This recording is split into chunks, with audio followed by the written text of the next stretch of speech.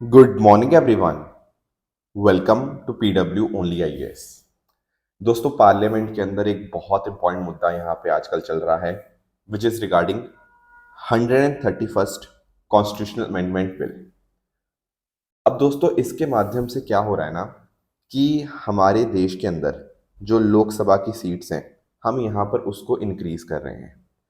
अब पॉइंट ये आता है, क्या ये बिल एक्ट बन पाएगा, नहीं बन पाएगा, ये भी हमें सब कुछ डिस्कस करना है। पर उससे पहले थोड़ा सा इसको डिटेल में एक बार अंडरस्टैंड करते हैं। देखो, सबसे पहली बात तो ये कौन सा अमेंडमेंट है? This is 131st amendment bill 2026। Act अगर बन जाएगा तो अलग बात होगी, अभी फिलहाल के लिए बिल ही है। अब पॉइंट पता क्या है कि जब हम बात करें 1976 के टाइम की, तो उस टाइम एक फ्रीज लगा दिया गया था। फ्रीज का मतलब है कि सीटें नहीं बढ़ेंगी। उसका रीजन यही है कि उस टाइम के ऊपर हमारा फोकस इस बात के ऊपर था कि हमें हमारी जो पॉपुलेशन है उसको कंट्रोल करना है, राइट। एंड इसके लिए यहाँ पर जो सीट्स थी ना, उनको फिक्स कर दिया गया अलग अलग स्टेट्स के लिए।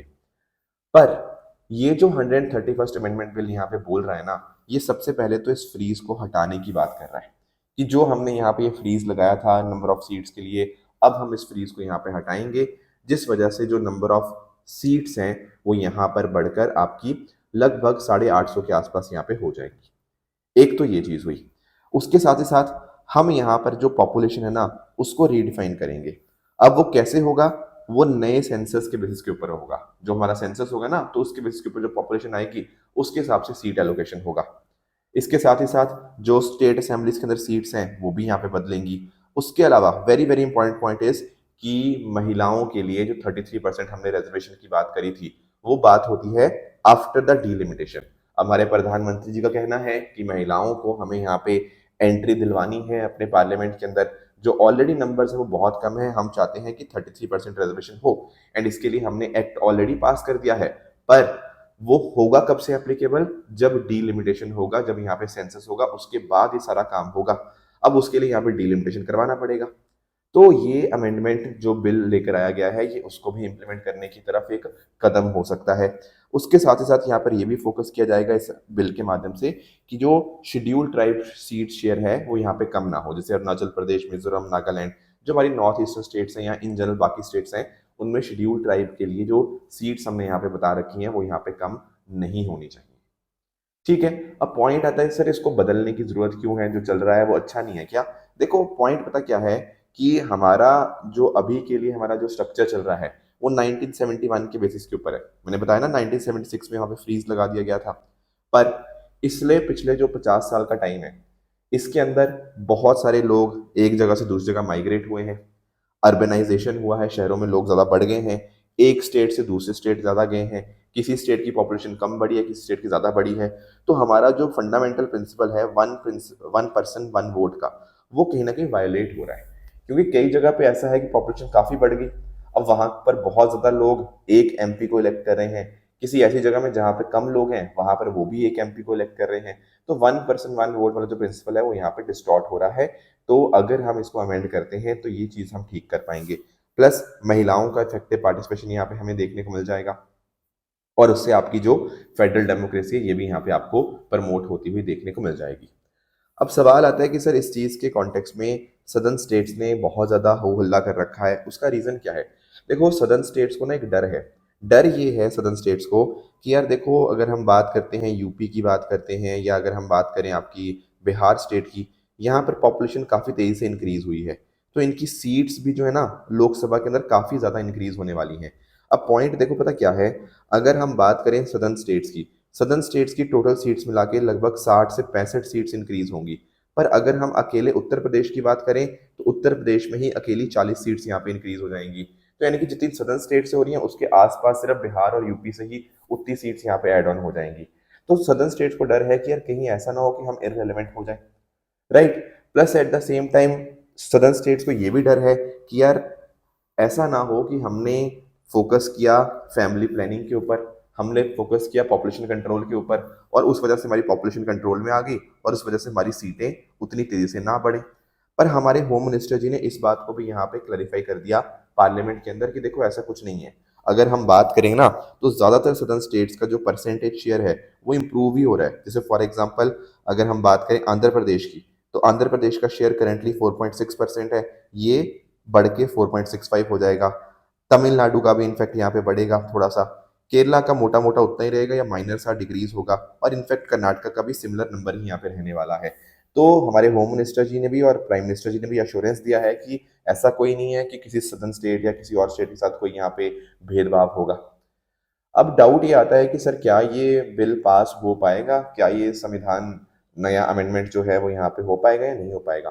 देखो पॉइंट इस बात को समझना, अगर ये पास होना है, अब उसके लिए आर्टिकल 368 आपको देखने को मिलता है, और आर्टिकल 368 में बात होती है किस चीज़ की, आपकी स्पेशल मेजॉरिटी की।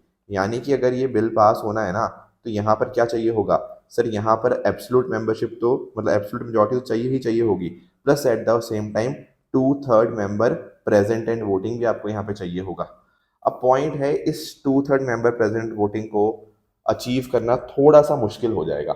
उसका रीजन यही है कि देखो अगर इसको पास होना है ना, तो मेंबर प्रेजेंट एंड वोटिंग में ये नंबर 360 से भी ऊपर जाना चाहिए, पर अभी फिलहाल एनडीए के पास जो नंबर है वो 300 के आसपास का नंबर है, तो लगभग 60 एमपी कम है, तो चांसेस कम है कि इस बिल के पास होने के। बाकी देखते हैं कोई एमपी इधर उधर वोट कर दे तो पता नहीं, बट फिलहाल चांसेस इसके कम लग रहे हैं। एक बात हमें और ध्यान रखनी है यूपीएससी एग्जाम पर्सपेक्टिव से, वो है डीलिमिटेशन कमीशन के बारे में। अब देखो डीलिमिटेशन कमीशन पे यूपीएससी ने क्वेश्चन ऑलरेडी कई बार पूछ चुका है और दोबारा भी पूछ सकता है। सबसे पहली बात तो ये समझो कि डीलिमिटेशन कमीशन क्या होता है। देखो ये एक इंडिपेंडेंट स्टैट्यूटरी बॉडी है। स्टैट्यूटरी क्यों? क्योंकि ये एक्ट के माध्यम से बनती है। देखो आर्टिकल 82 में इसके बारे में लिखा गया है, पर वो बात यही कहता है कि एक्ट के माध्यम से हम डीलिमिटेशन कमीशन यहाँ पे बना सकते हैं। इसीलिए इस particular act delimitation commission act के माध्यम से इसको कॉन्स्टिट्यूट किया जाता है, ताकि यहाँ पर हमारी जो कॉन्स्टिट्यूंसीज हैं उनको हम रीड्रॉ कर पाएं। अब मेरी बात बहुत ध्यान से सुनना, डीलिमिटेशन कमीशन इंडिया में अभी तक 4 बार बना है। नेट के ऊपर काफी जगह कंफ्यूजन है, तो let me clarify this. Delimitation commission India में कितनी बार बना है? अभी तक 4 बार बना है। 1952 में, 1963 कह लो या 62 भी आप कह सकते हो, 1973 में और 2002 में। ये 4 बार आपका डीलिमिटेशन कमीशन बना है। अगर एक्ट की बात करो ना, तो इसमें 1952 का एक्ट था, यहाँ 1962 वाला एक्ट है, यहाँ 1972 वाला एक्ट है, यहाँ 2002 वाला एक्ट है। ये बना है टोटल 4 बार। अब पॉइंट पता क्या है, कई जगह जो 5 बार लिखा है ना, वो गड़बड़ पता क्यों है? क्योंकि एक्चुअली ना एक अलग से हमारा स्पेसिफिकली हमने एस्टेब्लिश किया था जम्मू कश्मीर के लिए एंड आपकी जो नॉर्थ ईस्टर्न स्टेट्स के लिए, पर उसको हम यहाँ पे एक स्पेसिफिकली हमने उसको बनाया था, उसको हम यहाँ पे ओवरऑल काउंट नहीं करेंगे। तो ओवरऑल कोई आपसे पूछेगा कितनी बार भारत में डीलिमिटेशन क्वेश्चन बना है, आपका जवाब 4 बार ही होगा, उसको आप 5 बार नहीं कहेंगे। ये 5वां जो है ना, ये स्पेसिफिकली एस्टेब्लिश था, तो इसको हम काउंट नहीं करते, हम 4 बार ही बोलेंगे। I hope that is completely clear. अब आप नोटिस करेंगे सबसे पहली बात तो कि इस डीलिमिटेशन कमीशन में होता कौन कौन है। देखो इसके जो चेयरपर्सन होते हैं वो होते हैं आपके या तो रिटायर्ड या सिटिंग सुप्रीम कोर्ट के एक जज होते हैं।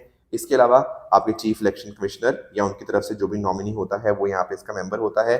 Plus eight the same time जो भी स्टेट के रिगार्डिंग बात हो रही है, मान लो लेट से बात हो रही है वेस्ट बंगाल की, तो वेस्ट बंगाल के जो आपके स्टेट इलेक्शन कमिश्नर होंगे वो यहाँ पे इसके मेंबर होते हैं। And at the same time advisory role के तौर के ऊपर आपके एमपी एमएलए भी यहाँ पे हो सकते हैं, पर मेजर ये टॉप 3 आपको डेफिनेटली बहुत अच्छे से पता होने चाहिए। राइट, अब इनका काम मैंने आपको समझा दिया, लोकसभा या असेंबली कॉन्स्टिट्यूंसीज को रीड्रॉ करना, ठीक है, ताकि 1 पर्सन 1 वोट का प्रिंसिपल वैलिड रहे। सीट्स रिजर्व करना शेड्यूल्ड कास्ट, शेड्यूल्ड ट्राइब या वुमेन्स के लिए। इसके साथ साथ अगर हम बात करें सीट्स को एलोकेट करना, ये सारी चीजें डीलिमिटेशन क्वेश्चन के ही रोल में आती हैं। एक इंपॉर्टेंट बात आप यहाँ पे ध्यान में रखिएगा, वो ये है कि इनका जो भी ऑर्डर होगा, जो भी डिसीजन होगा, वो फाइनल एंड बाइंडिंग होता है। Very very important point. इन्होंने जो डिसीजन दे दिया उसको भी हम अंदर फिर चेंजेस नहीं हो सकते। एक और इम्पॉर्टेंट बात यह है कि इन्होंने जो डिसाइड किया है उसको आप कोर्ट के अंदर भी चैलेंज नहीं कर सकते। तो ये कुछ ऐसी बातें थी डीलिमिटेशन कमीशन के बारे में और हमारा ये जो अमेंडमेंट बिल आया है इसके बारे में। अब देखना ये है कि वोटिंग जब होगी तो इसके अंदर क्या ये पास हो पाएगा नहीं हो पाएगा, बाकी लेट्स सी। राइट दोस्तों, आगे बढ़ने से पहले मैं आप सबको बता दूं कि हमारी टीम की तरफ से 2027 और 2028 के लिए बैचेस लॉन्च कर दिए गए हैं। 2027 का बैच है प्रहार एंड 2028 का बैच आपको यहाँ पे संकल्प देखने को मिलेगा। दोस्तों अभी इन बैचेस के ऊपर ऑफर्स चल रहे हैं, तो डेफिनेटली आप इन बैचेस में एनरोल कर सकते हैं। अब रही बात इन बैचेस की, तो इसमें आपके लाइव लेक्चर्स होंगे, सी सेट भी आपको मिलेगा, आंसर राइटिंग क्लासेस भी होंगी, एंड इसके अलावा आपको यहाँ पे वीकली करंट अफेयर लेक्चर्स और आपको ई बुक्स यहाँ पे इसके माध्यम से मिल जाएंगी। तो ये सारे फैकल्टीज है जो आप यहाँ पे पढ़ाएंगे इन बैचेस के अंदर। तो इन सभी का जो लिंक है नीचे डिस्क्रिप्शन में दिया हुआ है, वहां पर जाकर आप इन बैचेस के अंदर खुद को एनरोल कर सकते हैं। तो दोस्तों डेट है आज की 17 अप्रैल 2026 एंड आप सभी का स्वागत है आज के प्रीलिम बूस्टर न्यूज डिस्कशन में। चलिए स्टार्ट करते हैं। पहला जो टॉपिक आज हमें दोस्तों डिस्कस करना है वो अर्बन चैलेंज फंड के बारे में है। देखो प्लीज इस बात को अंडरस्टैंड करना कि आखिर ये मुद्दा है क्या। देखो पॉइंट पता क्या है, आप लोग जानते होंगे कि भारत में जो अर्बनाइजेशन है वो काफी तेजी से इंक्रीज हो रहा है। अब ऐसा बहुत सारे अलग अलग स्टैटिस्टिक्स बताते हैं कि 2030 तक ना भारत में जो अर्बन पॉपुलेशन होगी वो 40% को क्रॉस कर जाएगी। अब पॉइंट ये है कि भाई लोग तो बहुत ज़्यादा आ रहे हैं शहरों के अंदर, पर क्या उसके सामने हमारे पास प्रॉपर ट्रांसपोर्टेशन, प्रॉपर हाउसिंग या बाकी और जो बेसिक इंफ्रास्ट्रक्चर सर्विसेज हैं, क्या वो हमारे पास हैं या नहीं है। अब तो इसके लिए क्या चाहिए, इसके लिए चाहिए कि हमारी जो अर्बन लोकल बॉडीज होती है ना, जो हमारी म्यूनिसपैलिटीज होती हैं, उनको हम यहाँ पे स्ट्रेंथन करें। अब उसमें दिक्कत क्या है, पैसों की बहुत बड़ी समस्या होती है। तो क्यों ना कोई मैकेनिज्म बनाया जाए जिसके माध्यम से हम यहाँ पे कोशिश करें कि उन तक पैसा पहुंचे और उस पैसे के माध्यम से ये जो इम्पोर्टेंट सर्विसेज है यहाँ तक पहुंचाए। अब इसके लिए क्या हुआ था, इसके लिए हमारा जो 2025-26 का बजट था ना, उसमें एक मैकेनिज्म प्रपोज किया गया था which was urban challenge fund, ताकि अर्बन डेवलपमेंट के ऊपर, अर्बन इंफ्रास्ट्रक्चर के ऊपर हम यहाँ पे फोकस कर पाए। अभी उसी की गाइडलाइंस जो है यहाँ पे रिलीज करी गई है। That is why this topic becomes important. अब इसमें होगा क्या सर, कैसे काम होगा, देखो मेरी बात ध्यान से सुनना। यहाँ पर ना टोटल जो आपकी सेंट्रल असिस्टेंस होगी वो 1 लाख करोड़ की होगी। पर ये बात यहीं खत्म नहीं होगी। यहाँ पर क्लियरली मेंशन्ड है आपकी गाइडलाइंस के अंदर कि यहाँ पर फोकस है क्राउडिंग इन का। अब सवाल आता है सर ये क्राउडिंग इन क्या होता है। देखो जिन्होंने मेरे से इकोनॉमी पढ़ी है, हमने तो बहुत डिटेल में डिस्कस किया क्राउडिंग इन। क्राउडिंग इन का मीनिंग ये होता है कि मान लो अगर सरकार कहीं पे कुछ पैसा खर्च कर रही है ना कहीं जो हमारा जो प्राइवेट सेक्टर होता है वो भी यहाँ पे एक तरह से इंसेंटिवाइज फील करता है कि चलो मैं भी यहाँ पे इन्वेस्ट करूँ। तो यहाँ पर गवर्नमेंट फंडिंग के माध्यम से प्राइवेट इन्वेस्टमेंट को क्राउड इन करने की यहाँ पे कोशिश करी जा रही है। तो ये जो पैसा होगा ये तो सरकार 1 लाख करोड़ ही है, पर इसके साथ ही साथ अगर हम बात करें क्राउडिंग इन के माध्यम से हम लगभग 4 लाख करोड़ पे यहाँ पे हम एक्सपेक्ट कर रहे हैं। एंड उसमें आपका म्यूनिसिपल बॉन्ड्स के माध्यम से लोन्स हो गया, पब्लिक प्राइवेट पार्टनरशिप हो गया, इंस्टीट्यूशनल फाइनेंसिंग हो गया, तो ऐसे अलग अलग डाइवर्स सोर्सेज से यहाँ पे किया जाएगा। और एक इंटरेस्टिंग बात पता क्या है, ये जो भी फंड यहाँ पे मिलेगा ये ऑटोमेटिक नहीं होगा, ये होगा आपका परफॉर्मेंस बेस्ड। कहने का मतलब आप अच्छा काम करो, आप कुछ सर्टेन माइलस्टोन अचीव करो, आप अपने प्रोजेक्ट्स को कंप्लीट करो, क्वालिटी अच्छी दो, तो आपको अकॉर्डिंगली और जो अच्छे अच्छे फंड्स हैं वो यहाँ पे रिलीज करते दिया जाएंगे। तो यही काम कर रहा है कौन, ministry of housing and urban affairs. And यहाँ पर इसकी जो इम्प्लीमेंटेशन है वहां पर आपका क्रेडिट रीपेमेंट गारंटी सब स्कीम 2, मतलब ये सब स्कीम यहाँ पे चल रही है ताकि अर्बन लोकल बॉडीज की क्रेडिट वर्दीनेस इंप्रूव हो और प्राइवेट इन्वेस्टमेंट यहाँ पे हम अट्रैक्ट कर पाए। अब इसमें आप ध्यान रखिएगा कि हमारे जो Tier 2 एंड Tier 3 सिटीज हैं उनको हम यहाँ पे टारगेट कर रहे हैं, hilly areas, north eastern region उनको हम यहाँ पे टारगेट कर रहे हैं।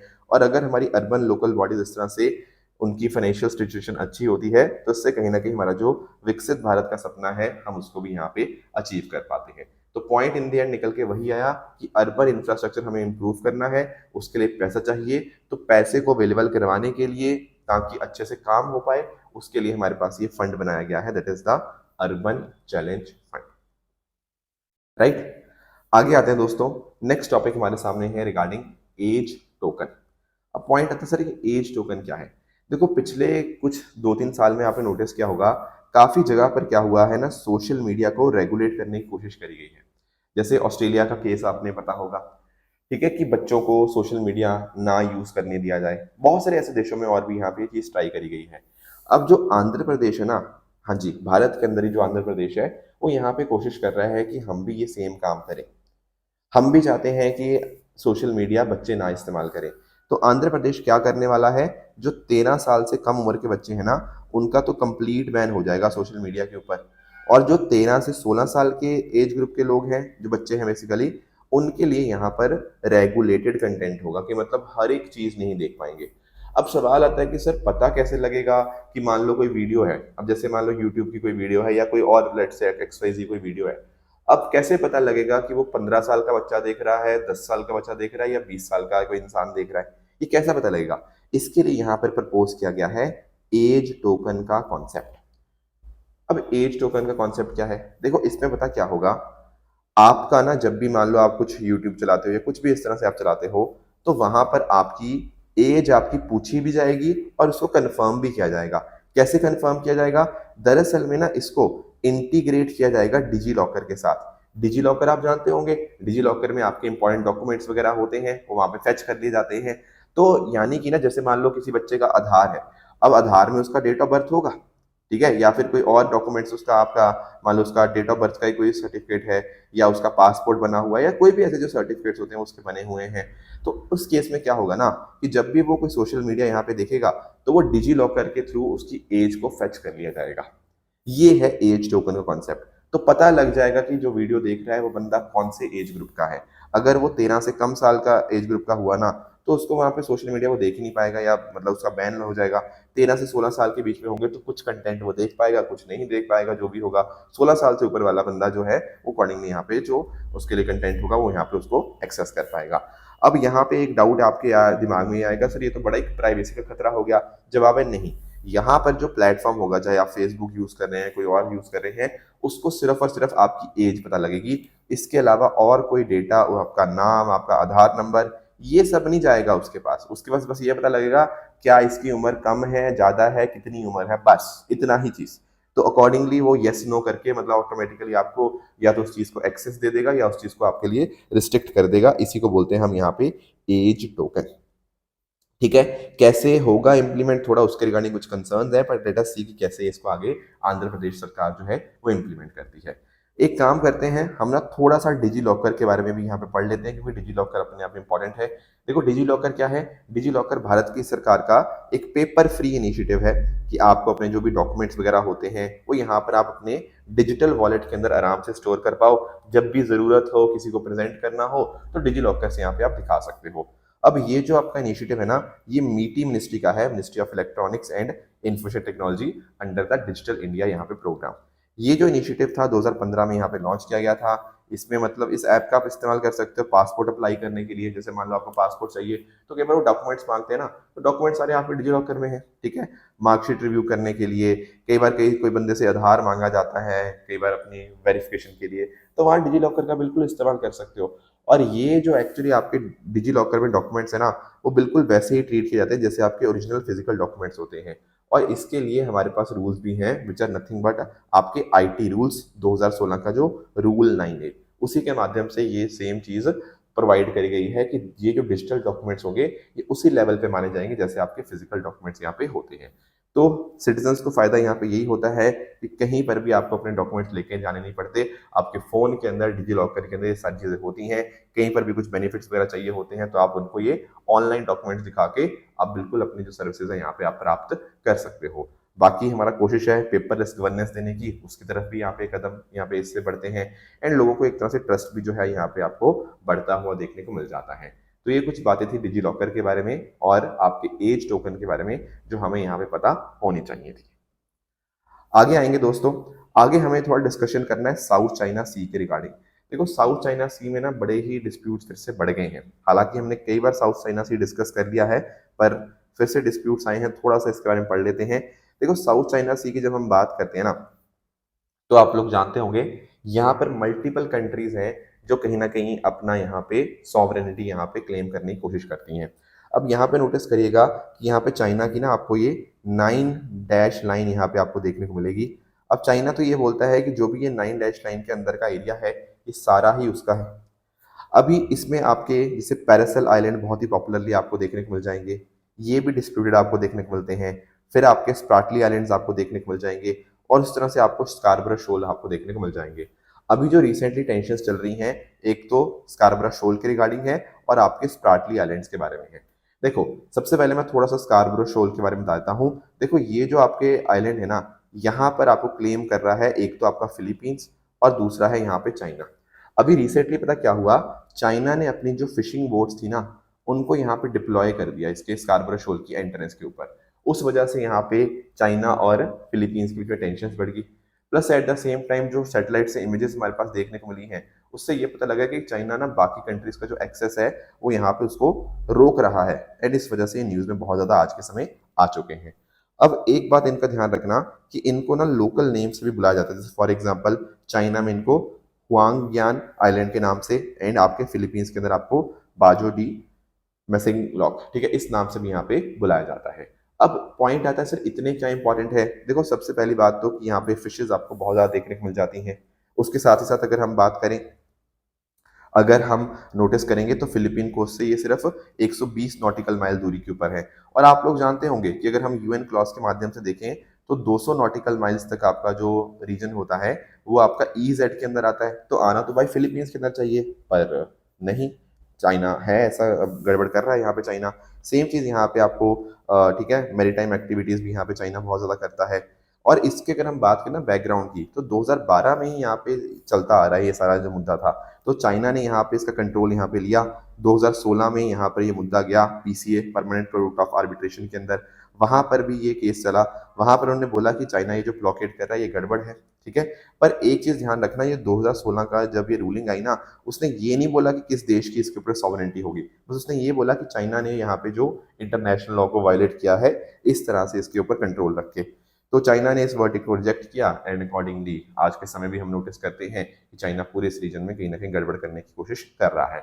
बाकी देखो ये स्कार्बरो शोल न्यूज में इसलिए भी ज्यादा आ जाता है क्योंकि फिलीपींस और यूएसए जो है ना, वो आपस में यहाँ पे कॉपरेट कर रहे हैं। दोनों देशों ने यहाँ पे मिलकर मिलिट्री टाइज को यहाँ पे बेहतर किया है, एंड आपस में मिलकर यहाँ पे ज्वाइंट मिलिट्री एक्सरसाइज भी यहाँ पे कंडक्ट करते हैं। एक तो ये न्यूज में है। उसके साथ ही साथ अगर मैं बात करूँ ना, ये जो स्प्राटली आइलैंड्स है, ये तो बहुत ही ज्यादा न्यूज में है। क्यों? क्योंकि एक तो पहली चीज नोटिस करो, यहाँ दो देश नहीं है, बल्कि यहाँ पे आपका वियतनाम, फिलीपींस, ठीक है, चाइना, मलेशिया, ब्रुनाई, ताइवान, ये सारे कंट्रीज क्लेम करते हैं कि भाई जो स्ट्राटली आइलैंड्स है ये हमारे हैं। अभी क्या हुआ है, अभी फिलीपींस ने यहाँ पे बोला है कि जो चाइना के फिशरमैन है वो यहाँ पर आए, एंड इस वजह से इन्होंने यहाँ पे मेरीन लाइफ को डैमेज किया है ना, ये सारी चीजें यहाँ पे बोली गई। तो ये सारी मुद्दे चलते रहते हैं, हमें थोड़ा लोकेशन पर्सपेक्टिव से इन बातों को यहाँ पे ध्यान में रखना है। एंड दो फिर से वही बात है, 2016 में जो रूलिंग थी उसमें भी यही बात है कि उसमें यही बोला गया था कि चाइना की जो 9-9 है उसका कोई लीगल क्लेम नहीं है। चाइना ने उस टाइम भी रूलिंग को यहाँ पे रिजेक्ट कर दिया था। तो वही मुद्दा यहाँ पे इसके रिगार्डिंग यहाँ पे चलता रहता है। नेक्स्ट आएंगे अगले टॉपिक की तरफ। दोस्तों UNDP, United Nation Development Program के बारे में आप सब लोग जानते होंगे। पहले मैं थोड़ा सा इसके बारे में आपको एक्सप्लेन कर देता हूँ। देखो जब हम बात करते हैं ना यूएनडीपी की, ये दरअसल में यूनाइटेड नेशन की एक डेवलपमेंट एजेंसी है जिसका फोकस है दुनिया भर के अंदर गरीबी कम करना और सस्टेनेबल ह्यूमन डेवलपमेंट की तरफ यहाँ पे काम करना। इसको 1965 में बनाया गया था और इसके हेडक्वार्टर आपको न्यूयॉर्क यूएसए में देखने को मिल जाते हैं। अब इसका फोकस यही है कि अलग अलग देशों के साथ मिलकर इनइक्वालिटी कम करना, पॉवर्टी यहाँ पे खत्म करना, एंड इस तरह से अलग अलग देशों के साथ यहाँ पे मिलकर ये 5 ईयर कंट्री प्रोग्राम यहाँ पे इम्प्लीमेंट करता है, जहाँ पर स्किल बिल्डिंग होती है और नई नई टेक्नोलॉजीज के ऊपर यहाँ पे फोकस किया जाता है। अभी ना यूएनडीपी की एक बहुत इंपॉर्टेंट रिपोर्ट आई है, एंड इस रिपोर्ट का आप मेंशन कर सकते हो अपने मेंस के आंसर्स के अंदर भी। यूएनडीपी ने ये बताया है कि देखो ये अभी जो वेस्ट एशिया के अंदर कॉन्फ्लिक्ट चल रहा है ना, इससे भारत के ऊपर बहुत इम्पैक्ट आएगा। कैसे आएगा? इससे लगभग 25 लाख भारतीय वापस गरीबी के अंदर जा सकते हैं।